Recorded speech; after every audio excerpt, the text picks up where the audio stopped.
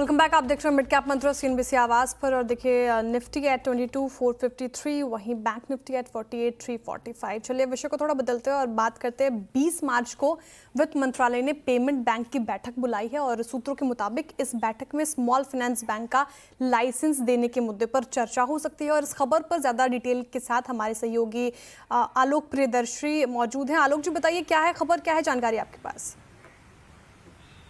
बिल्कुल, देखिए जितने भी पेमेंट्स बैंक हैं लंबे समय से स्मॉल फाइनेंस बैंक के लिए लाइसेंस की डिमांड कर रहे हैं सरकार से। और जो हमें सूत्र बता रहे हैं कि 20 मार्च को जो वित्त मंत्रालय ने पेमेंट्स बैंक की बैठक बुलाई है उसमें इस मुद्दे पर चर्चा हो सकती है।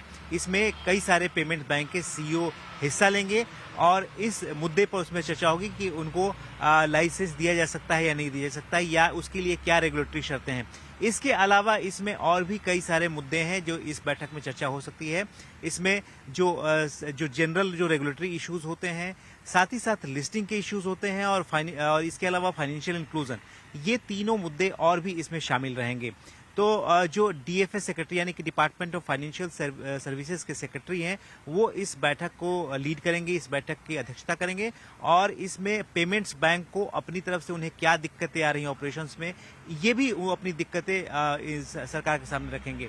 सूत्रों से जैसे पता चला है कि जो फाइनेंस मिनिस्ट्री आरबीआई के साथ जो स्मॉल फाइनेंस बैंक के लाइसेंस को लेकर मुद्दा है उस पर चर्चा शुरू कर चुकी है। और इसमें आने वाले दिनों में कई सारे फाइनेंस पेमेंट बैंक को लाइसेंस दिए जाने की भी संभावना है।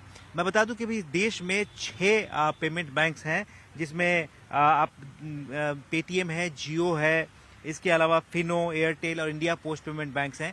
ये लगातार डिमांड कर रहे हैं कि इन्हें स्मॉल फाइनेंस बैंक का लाइसेंस दिया जाए।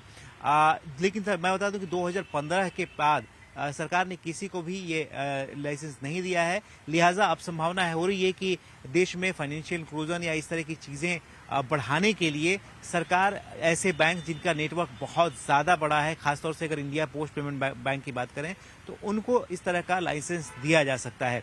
तो ये इंपॉर्टेंट मीटिंग रहेगी 20 मार्च को जो होने वाली है, और इसमें तमाम मुद्दों पर चर्चा हो सकती है। बिल्कुल, 20 मार्च को ये बैठक होगी, देखने वाली बात होगी क्या कुछ बड़े ऐलान होते हैं और कैसे तस्वीर साफ होती है। बहुत शुक्रिया आलोक जी तमाम जानकारी के लिए। पेटीएम रखिए स्क्रीन पर इस वक्त कैसे रिएक्शन इसमें देखने को मिल रहा है। इनफैक्ट अभी आप देखें तो ये स्टॉक फिलहाल एक बार स्क्रीन पर रखिए। पेटीएम का स्टॉक क्या कुछ एक्शन आज के सत्र में हमें देखने को मिल रहा है, उस पर थोड़ा बात करेंगे। और रणजी, मैं चाहूँगी आप चार्ट्स खोलिए पेटीएम का।